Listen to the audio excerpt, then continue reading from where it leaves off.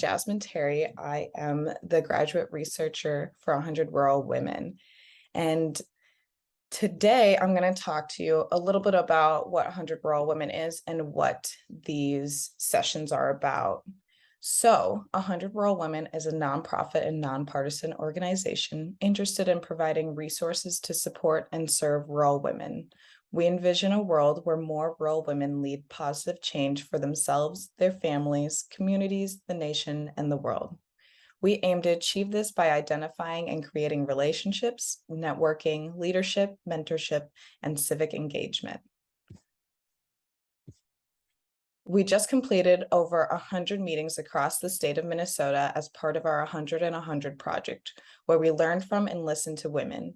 This resulted in over 3,000 requests for support. Building from this engagement and research, we are now in the process of creating and building a civic mentorship network with the end goal of engaging 100 elected rural women to mentor 100 rural women to pursue public service, and in addition, providing public service and voter education. This spring, we were also fortunate to work with 3 graduate students at the U of M Humphrey School on a capstone project called April 2022, The Barriers, Breakthroughs, and Backbone of Elected Rural Women. In this project, the graduate students conducted interviews with elected women and learned a lot from these interviews. We are now holding these informational/educational meetings called Learn About It. So welcome to the beginning stages of our Civic Mentorship Network. If anyone is interested or knows any women interested in public office and is looking for a mentor, we will be providing a survey after this session for you to fill out and indicate your interest. If you have any friends that were unable to attend but are interested in learning more about these positions, we are recording these meetings and will post the video recording on our website. So let's get started. We will first introduce our speaker, and then our speaker for today will actually get to speak directly to everybody. If you have any questions, feel free to post them in the chat throughout the meeting. Otherwise, we will hold space towards the end of this session for a Q&A. And you may raise your hand or post questions in the chat during that time. If you don't feel comfortable sharing your question in front of everybody, you may direct message me or Caitlin, and we will ask the question for you. I am going to introduce our speaker for today. We are all very excited to have her. Luisa Trapero is from St. James, Minnesota, and here she serves as a committee member for Uniting Cultures. In addition, she helped found the Minnesota School Board Directors of Color, where she currently serves on the board. They work to ensure that school board members from diverse communities have the necessary skills to promote high-quality public education for all students. Luisa has served multiple years as a school board member. Beyond her current experience, she has served in other districts as a school board member. As part of these positions, Luisa worked to ensure that the districts were responsive to community values, beliefs, and priorities. Luisa's mission is to ensure every student and family feels represented. As the first Latina elected to a citywide office in St. James in 2012, she was also able to be a voice for the large Latino population there.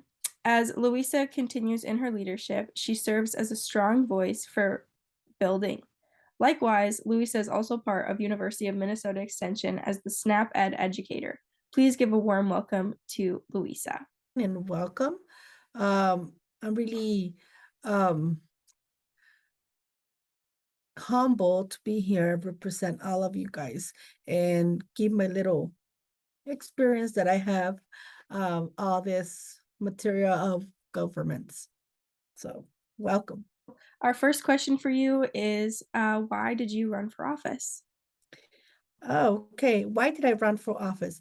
I run for office because the town that I lived was having a community leadership.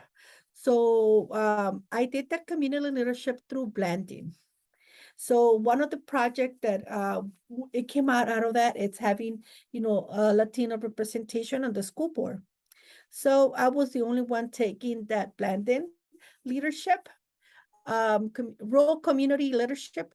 So I said, yes, let's go. But at that time, I wasn't so sure what the school board meant. And I know there was a school board, but I wasn't fully aware of what the changes would be if I would jump into that. But I did. I put my 2 feet in front and I went, you know, and I did it. So that's how I ran for school board. Great. And what do you do in the office that you serve in, and what does an average day look like for you? Okay, currently I'm not a school board member. I'm running again. I was school board member back in 2020. That was my last time, and I lost my re-election, I think only for because of 54 votes. So I was close. But now again, I'm running again this year to become also a board member again. Um, and what does it do? We usually, the part of the board is implemented and do the policy part. But, that's the main structure of a person who is in the board. You go to meetings, be attend of the different committees that you are. But I believe, because this, I have a huge advantage that I live in a small rural area. I think the board members should also be involved more on the decision making of the day every day, and also uh kind of not micromanagement. That's not what I meant. But what you need to do is also be in those people who are in those position of teaching, administration, be in their shoes. And so you would take a better decisions when it comes to different policies that we make or different changes in the school, because you have to have their vision too. And that's my believings. And also the kids, interact with the kids, interact with administration, interact with teachers, but not in a micromanagement way at all, just to learn from them so you could take a better decision on making policies. And what are the benefits of being a school board member? Um, the benefits is that you could help your community. I feel like I did help my community, especially, because I have to represent, and that's what you do. You have to represent everyone in your district, no matter who they are, what their beliefs are. You have to represent everyone. So, but what I liked of being in the school board is that you make little changes. Like in my district, there was no multicultural or diversity committees in our district. When I last came out of being a board member, there was a committee for the staff as multicultural community, a diverse community, and for the students, there was a social justice committee or club for the students. So those are the changes, and also in some of the policies that we had here. Those are the advantage of being in a school board. And besides, you get to know a lot of people, and you need to see and hear from a lot of people. So I think those are the advantage of being in there. Well, thank you, Lucia, for your insight on this position, and I've already learned a lot about some of the tasks that are involved. And I'm gonna actually toss it over to Jasmine, and she's gonna lead our Q&A. So if you're in the audience and you've got any questions, please pop them in the chat or raise your hand. This is your opportunity to ask them. Yeah, for sure. Thank you so much, Luisa. I already have a question for you, and it is, why do you think it's important for women to serve in public office? And specifically, I am a woman of color, so why do you think it's important for women of color to serve in public office? Why? Because you know what? We have to be a representation of our girls that are coming behind us. If they don't see us in those kind of positions, they will never imagine themselves being able to do it. Besides, us as women, and I don't want to be denigrating the men, they are important too, but us, we see, our brain can see different ways of tackling the problem. and we think about different groups of people that we serve. So I think that's the big advantage of us as a woman, especially a Latina. Also, you have that lens of a Latina or a lens of minority to your population too, but the whole population. But you also have that lens in mind when you're taking decisions. Yeah, yes, I love that answer. That's a really good idea. Trying to be a role model for other younger women of color for sure. Yes. So another question I got in the chat is, how do you deal with the divisiveness in local office and the ugliness of how public offices are being treated? Oh, you have to also, for that, I think you have to surround yourself with the right people to keep you going, especially if your heart is set to work with your community. uh that helps a lot too. And yes, it does. I'm not saying that this is an easy job. It's not at all. Especially, being a Latina, being a person who hasn't knew. I mean, I grew up here in the States. I was born in El Salvador, but I grew up here in the States. But I mean, I did not know the intricacy of uh the whole chain of command of the whole school. So I learned that the first 4 years. So having that love to work for your community, and like I said, surround yourself with positive people, and you know be there. And when you have those kind of people, there's all when you have negative people, it's because you're doing a good job. Let me just tell you that first. uh and they're bother you, they're being bothered because you're doing a change. So think of that in that way. Don't think of, oh, it's negative. No, let's just change our mentality to be more positive. You know what, if they have that kind of views, because we're doing something good.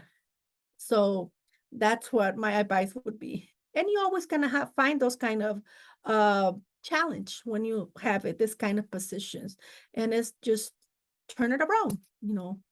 And it will be much better. It's not, it will be much better for your health, but also you have to teach them how to think of a community in a big, wide part, not just your narrow minded. So, I'm definitely going to remember that. If there's negativity, it's probably because I'm doing something good. yes, always think about that. Kind of going off of that, how do you work with board members who have opposing views?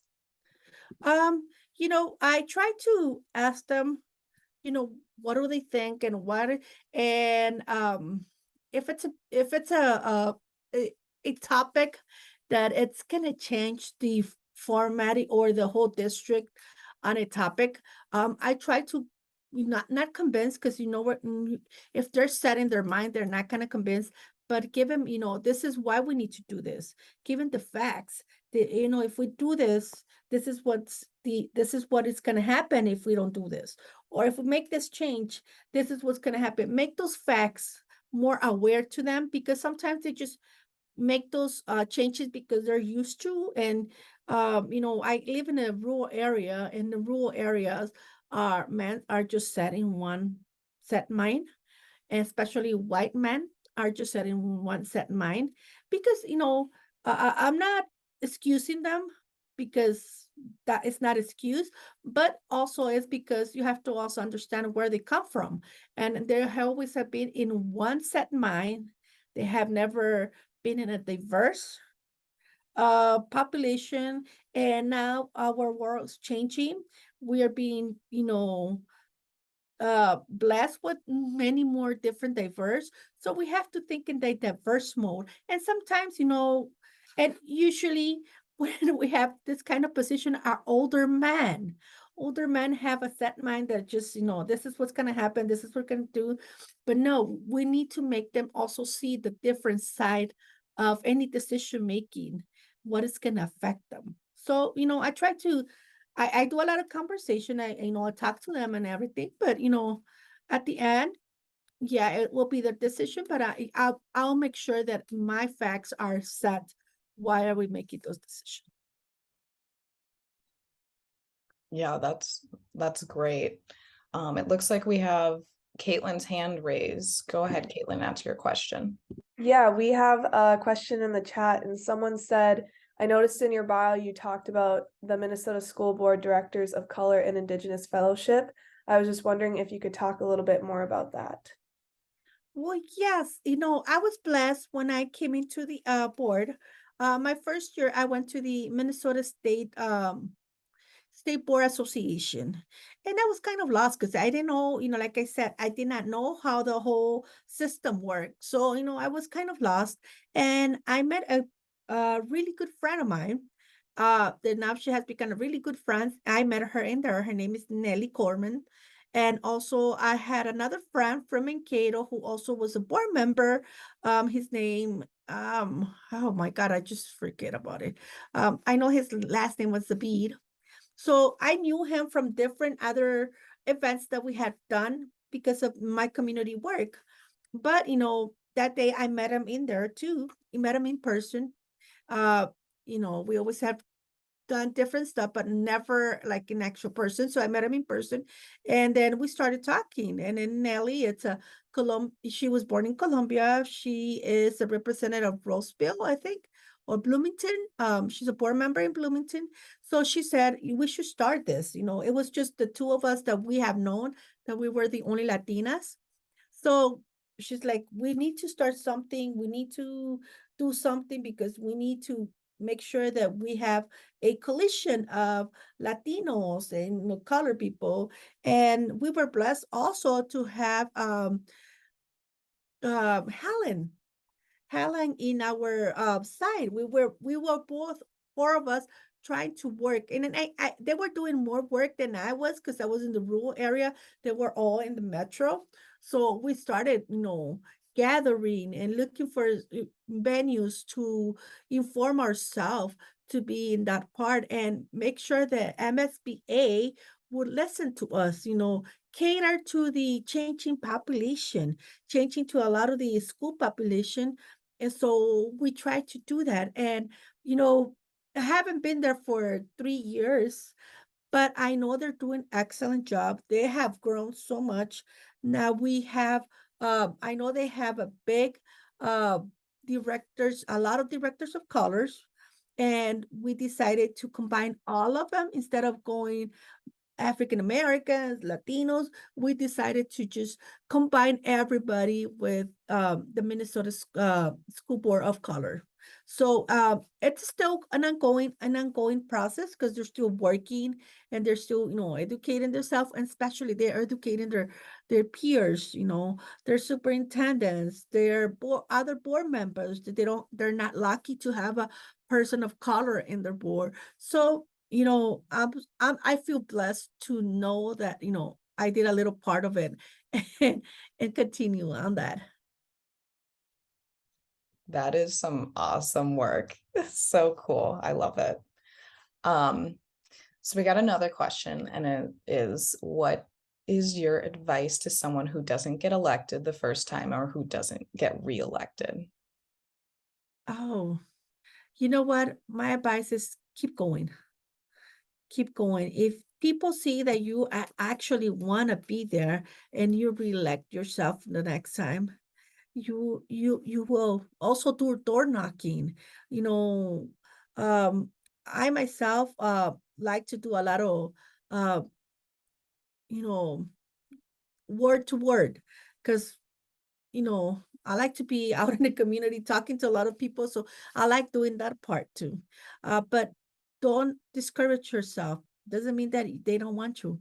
It's just because, maybe like I lost my election for 53 votes and I was okay. I guess I was okay with it. When I lost it, I said, you know what?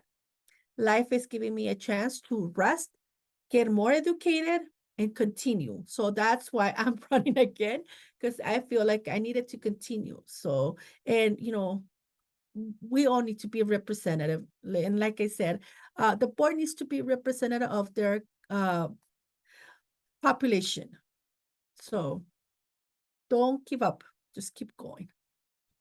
Just keep chugging along. Yes. Alexa, looks like you have a question. Yeah, I've got another question from the chat here, and it says, I often hear that school board is one of the toughest offices in terms of the various issues that are brought to you. How do you manage all the issues and requests that are brought to you? Um, you know, also you need to, when you're in the board, you also have to be really connected with administration, because administration will bring, and I'm not so sure, I live in a small town. So if some parents also have questions, or do they feel like, oh, you know what, this teacher's not, they'll call a school board member instead of following the chain of command. That's something we also have to follow, because it's part of the protocol of doing this kind of job. So, you have to be really well communicated with administration, and administration, you will ask administration, is this is going on? What are we doing? Do we have to make sure that we take a big focus on it or not? Sometimes, some of the issues they'll bring to a school board are really well taken care of by administration. But, like in my town, the biggest issues that we have sometimes are sports, and sports. You know, and that's something, I mean, I love, because my girls are sporty. I love that part, but for me, the academical part, it's much more value. I'm not saying that they're not value. Sports are really good and they really drive kids, but academical part, I wish we would have the same energy when it comes to academicals. But I mean, I guess, you know, uh, it's part of being a human, sometimes you have to choose here and there. So you have to make those choices. But most of the time, it's just being in a good relationship with your administration. Awesome. Thank you for that insight.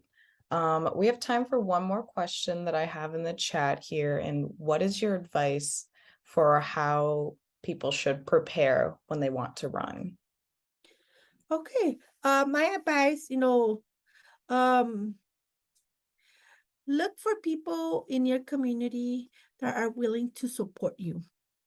And if you see issues in your board, be present in some of the board meetings, because that's where you can get a lot of the information on some of the issues that you have. Um, you know, be able to look for help. Sometimes we want to do stuff and we don't want any help from other people, but we're humans. We all need help, no matter who they are. So try to look for people in your community who are board. I mean, even interview a board member. How is it in your region? How is this going on? How are we doing this? Or how is the school doing it? What is your approach at it? That's a good advice on it. Also, remember, tap into your leaders in your community, and I'm not saying the big leaders like the mayor and all those people in your zone, that like your neighbors. Sometimes neighbors have little gathering groups. Try to go to those groups like that, because you're gonna have more better view on issues when you see it from the bottom. I believe it should work from the bottom up instead of from the up down, because the bottom are the ones actually doing the actual work, not the ones on top. Because when we get to the top, we forget about the bottom. And I think that's where I have an issue. So, so that's why, I mean, just find yourself good people in your community that's gonna help you and see different stuff. Awesome. I will remember that advice. So just as a closing thought, 1 minute, do you want to talk about the importance of mentorship? Yes, it's so important. I mean, I was blessed that in my community, I have different mentorships. I have a city council. I had a county council who helped me a lot. And also, and sometimes when you're not a person who does not know about all this intake political, try to look for a mentorship someone who do you believe it's that you feel it's a person who you can trust. Try to do that. Mentorship, no matter who they are, if you get someone also from the students, oh, you'll find an insight from the students so much, and it will help you so much because they see different than what we do, because sometimes as an adult, we just see one view area. But when you come across with those mentorships of kids, students, teenagers, even pre-K kids, you'll see a spectrum of learning so much. So yes, and as a woman, we need to all be together when we need to fight different issues for our own community. So if you see a woman running for something, go talk to her and say, how can I help you? Or what are your, values? Because we need to stick together. Because I think if we're all women, I think we would have a different world right now than what we have. So I think we all need to be together. Awesome. Thank you so much, Luisa. It was great to have you take time out of your busy schedule to come and speak with us. We are out of time, so I understand if people have to hop off. Otherwise, I'm going to turn the time over to Caitlin, and Caitlin will describe how you can stay connected with 100 Rural Women.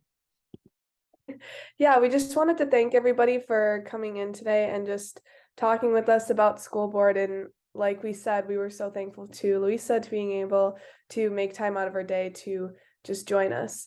So we're just going to go into some resources that you guys can access. First, we have voting information. The primaries, the elections are coming up here soon. And so we want to make sure that you all have access to some voting information to see whether you voted and also locations in which you can vote. Ways to stay connected with 100 Rural Women. We have a monthly reading room. We will be meeting this next month on November 9th. We have a Breakfast Club webinar, which we also have coming up relatively soon, which will be also connected with our Civic Mentorship Network. It'll be a voter education webinar. We also have Ask a Leading Woman. We have another session that's also coming up relatively soon, so please be on the look for that. And then lastly, we also have Spotlight Profiles, which is another cool way in which we get to highlight women, and Alexa is in charge of that. And I know that we have a really cool one coming up very soon, so be on the lookout on social media as well as our website. If you're interested in the Civic Mentorship Network, we ask that you please fill out the survey that will be put in the chat. And just don't forget about those voting resources. And like Luisa was saying, it's important for women to be getting out there and getting their voice heard. So we would love it for you to get out and vote and just be a part of, building that future. So thank you again so much for coming today, guys. And we hope you all have a good rest of your day.